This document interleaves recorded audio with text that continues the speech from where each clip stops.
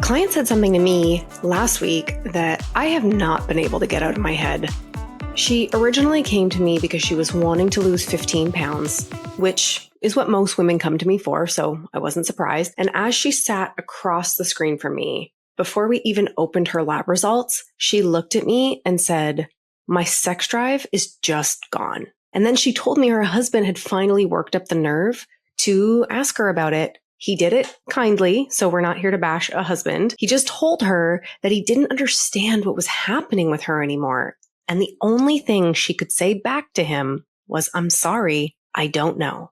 I'm sorry, I don't know. That's the part that has been stuck in my head because she had known for years that her desire was just kind of slipping away, and she quietly had hoped that he wouldn't notice or that he wouldn't mind or that she would never really actually have to face it. Her doctor chalked it up to being in menopause, and every one of her friends was experiencing something really similar. So they all kind of just thought it was normal as you got older. And she knew that her husband loved her and that she loved him. And that was never the question. She was still attracted to him. She really wanted to have sex with him, but it weighed on her anyway. And because it wasn't like before, she thought it was just what happens when two people are in a relationship for a really long time. She thought, was it her fault? Was it his? And quietly underneath all of it, the question she couldn't quite get out loud was, what are the next 30 years going to look like for us? Like I said, she hadn't stopped wanting to want her husband. She simply had no language for what was happening inside her own body. And every voice around her told her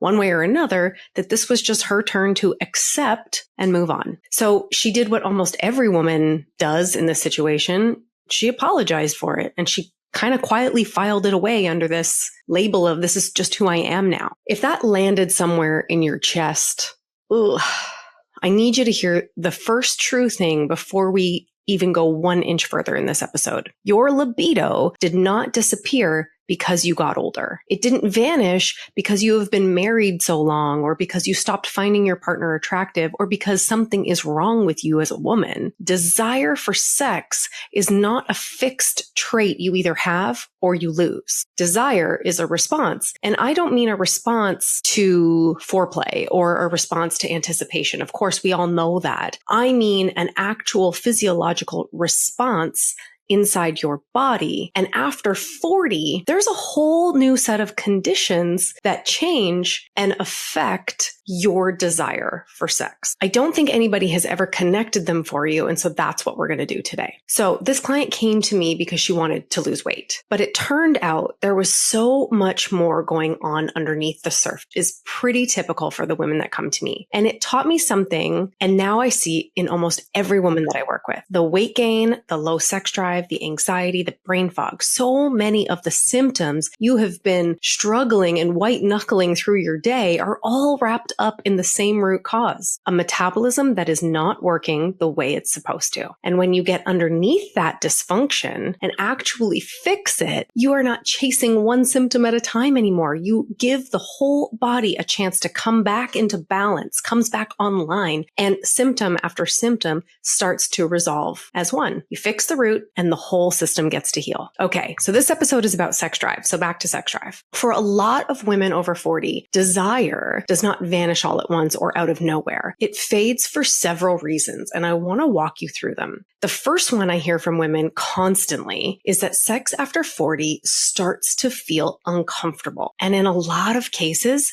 genuinely painful. And a body that no longer associates sex with pleasure is obviously going to stop asking for it. That is literally your nervous system doing exactly what it is designed to do, protect you from pain. If something stopped feeling good, you stop reaching for it. And then one day you look up and realize the wanting is gone, and you cannot even explain where it went, because the real story was never really about the wanting in the first place. It was about the pleasure. And that's really hard to bring up to your husband or to your doctor, because sex is supposed to be about pleasure, and we're not trying to hurt anybody's feelings or feel embarrassed about talking about this thing that women get shamed for or inherently have shame about, even when we don't think we do. So let me walk you through what's actually happening inside your body on a physiological response level that is making sex painful. This is part of core step number 6. We go after the root cause because your libido is not the problem. Your libido is the messenger. It's the result of the problem. And we are going to learn to read that message right now. Start with the physical. For so many women, this is the domino that knocks the rest of it over. During perimenopause transitions, estrogen begins to decline. We know this. And estrogen is a huge part of what keeps vaginal tissues supple, resilient, and comfortable. As it drops, that support gets pulled out from underneath those tissues. Things get drier, thinner, more sensitive, but not in a good way, and sometimes to the point of being genuinely uncomfortable or even painful. This is not in your head, and it's not because you are not aroused. It is a real physical change that happens when estrogen drops, and it is one of the most common experiences in all of the women I work with who are in midlife. And it is one that is the most treatable. And yet, women are still gritting their teeth through it for years, saying nothing because it feels too private or embarrassing to bring up with their husband or their doctor. So it just goes unspoken. And that unspoken, it quietly damages the tissue and becomes even more uncomfortable and continues to reinforce our nervous systems that we are teaching our bodies that sex is uncomfortable. And the desire can never survive a body that has learned to brace for something we're supposed to enjoy. So yes, of course, you can just reach for lubricant, and plenty of women do, and maybe that resolves the problem for them, but it is just a Band-Aid. It's not touching the root cause, which is the estrogen declining underneath it all. The second reason your sex drive diminishes in perimenopause is your declining testosterone. Somewhere along the way, women were taught that testosterone is a man's hormone. The bodybuilders, the steroids, the deep voice, the hair, the guy in the locker room. And because the entire cultural conversation around testosterone was built around men, an entire generation of women grew up never knowing it was theirs too. So let me say it as plainly as I can. Testosterone is not a male hormone. It is a human hormone. And for most of your life, your body has actually made more testosterone than it's made estrogen. More. It is the most abundant, active sex hormone you have, working the whole time on your muscle, your bones, your mood, your confidence, your desire, without us even giving it credit. And of everything testosterone does in a woman, desire is where the evidence is strongest and clearest. When testosterone drops, and for a lot of women, the wanting drops right with it, not the love, not the attraction, the actual drive itself. So if you have been sitting in the passenger seat of your own life, assuming the spark is just gone, you've been with him for so long, I want you to consider that you may just be describing a hormone issue and not a personality trait. And a hormone issue can be addressed. So there's also an upstream piece here too. One your doctor definitely is not mentioning to you. Before your body makes testosterone, it makes a building block hormone called DHEA, largely from your adrenal glands, and DHEA sits upstream of both your testosterone and your estrogen. And when it starts to decline, which it does with age and with years of chronic stress, everything downstream can drop right along with it. It is one of the most telling markers in a woman's hormonal picture, and standard of care never tests it. It is also the piece that when it builds the right amount of estrogen and it builds the right amount of testosterone, it actually helps you lose weight with ease. Why are our doctors not testing for this in perimenopause? And then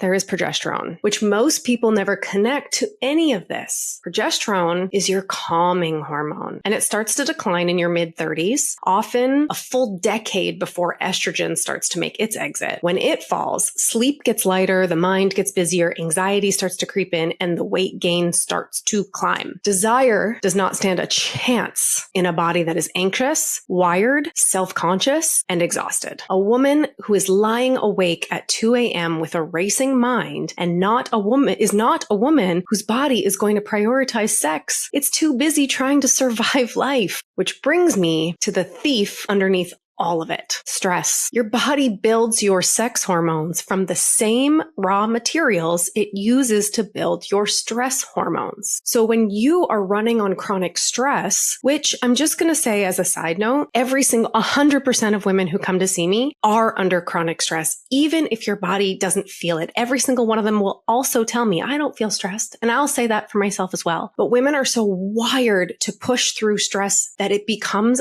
our normal feeling. But it doesn't mean our body isn't reaching for it. Okay. So if you are running on chronic stress, undersleeping, under-eating, over-caffeinating, and what I'd like to say is white knuckling through your days, your body is going to make the decision for you. Sex, pleasure, nope.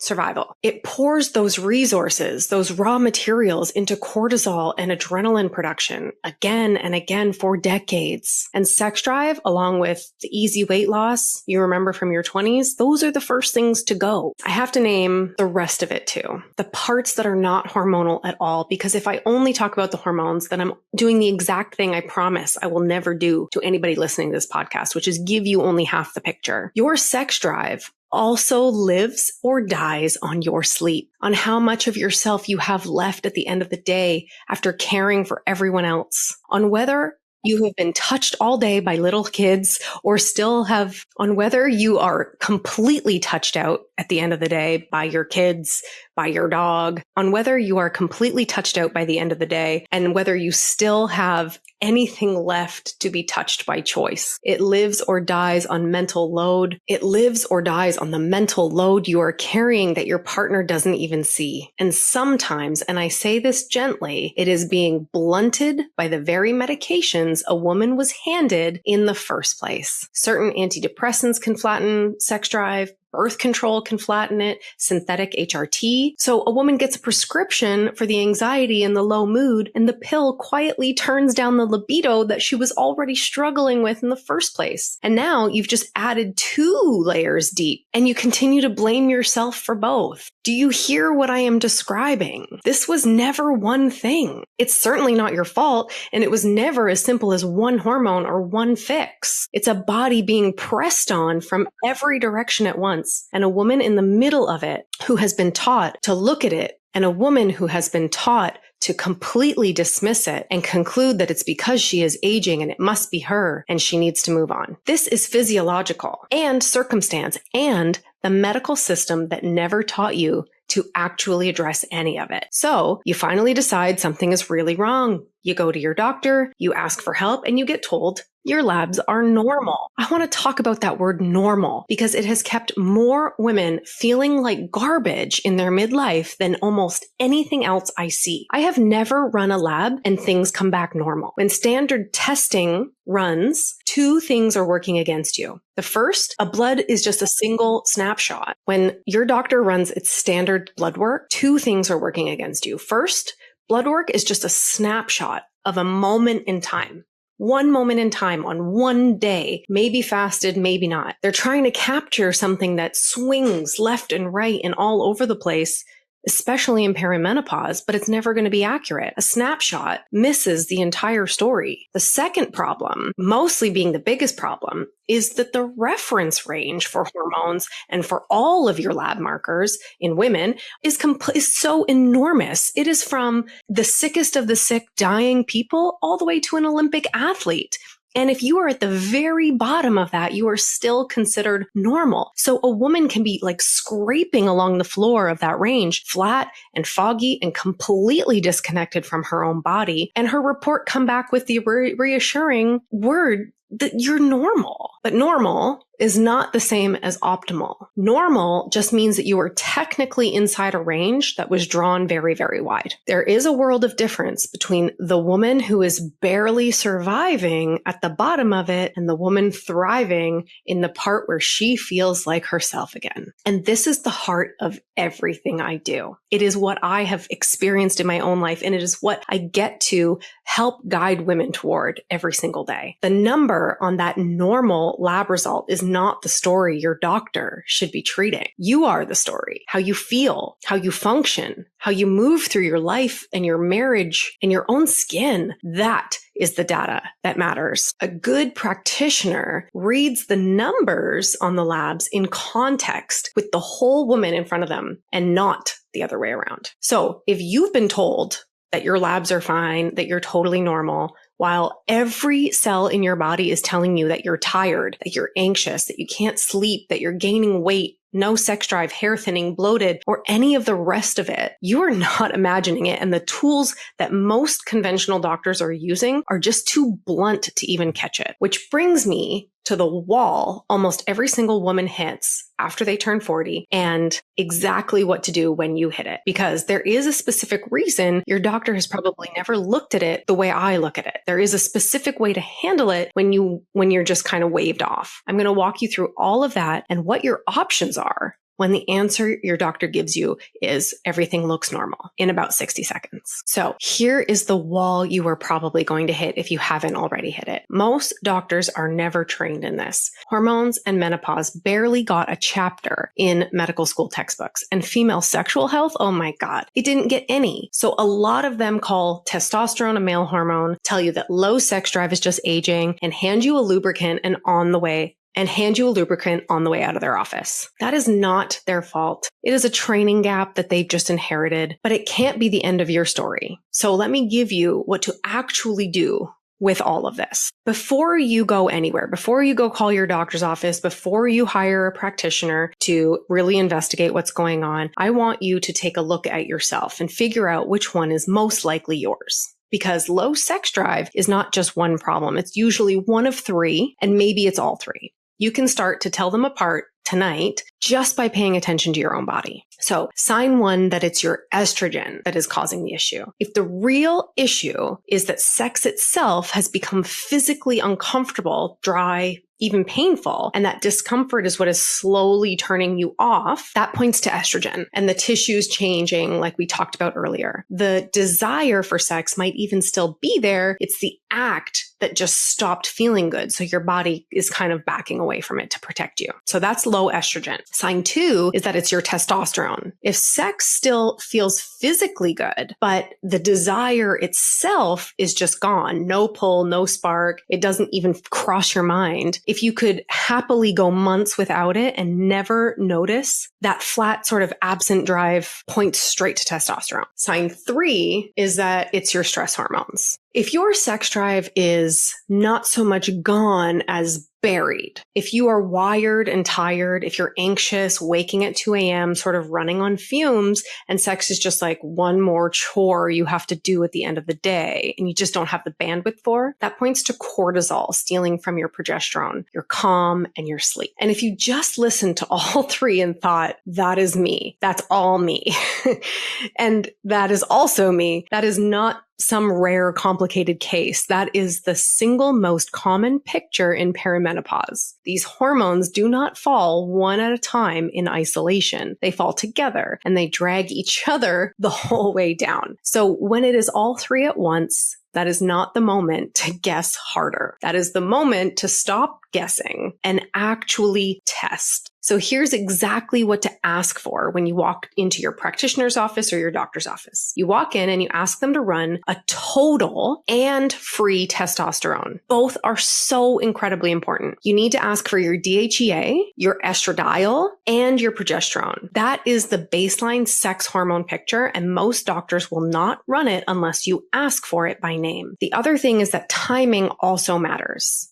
If you are still getting a period, even an irregular one, you want to test in the second half of your cycle, about 5 to 7 days after you ovulate. There are ways you can test for ovulation if you want to be really accurate, but oftentimes in perimenopause, ovulation is not as accurate. So you want to be around day 19 or day 21, somewhere in there of your cycle. If your cycles are absent, then you can test at any point. But the idea is that we're getting a good picture of the ratio of estradiol to progesterone. And that's when progesterone peaks. And if you want an even fuller picture, the one I actually love the most is a Dutch test, a Dutch complete to be more specific. I don't think your doctor's going to run this one, but you can always ask. It is a simple at-home urine test. And instead of one blurry snapshot of blood, it shows how your body actually utilizes those hormones. It maps your cortisol rhythm across the entire day, and it even looks for your melatonin. So you are not just seeing your sex hormones, you're seeing the stress and the sleep picture sitting underneath it, and having a practitioner put it all together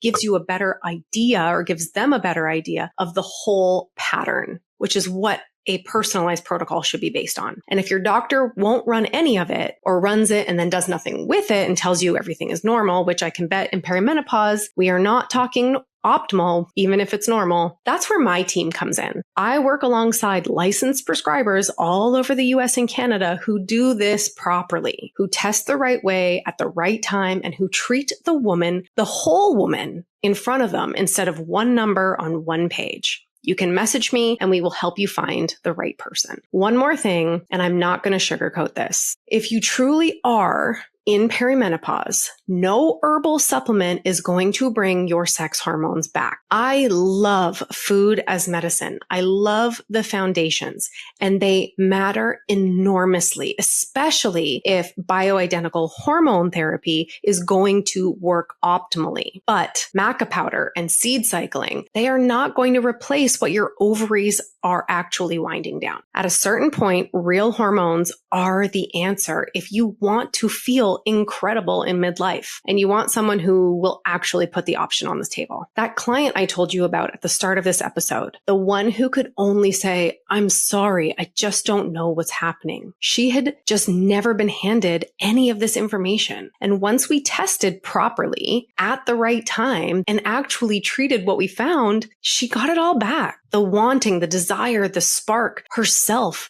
and not just a little bit, but like all the way back. Because this was never really about the lab value. It was about reaching for your partner because you want to, not performing out of guilt. It is about the next 30 years of your life feeling like something you actually want to move toward, fully alive in your own skin, instead of something you brace for. That is not a fantasy, guys, and that is not luck.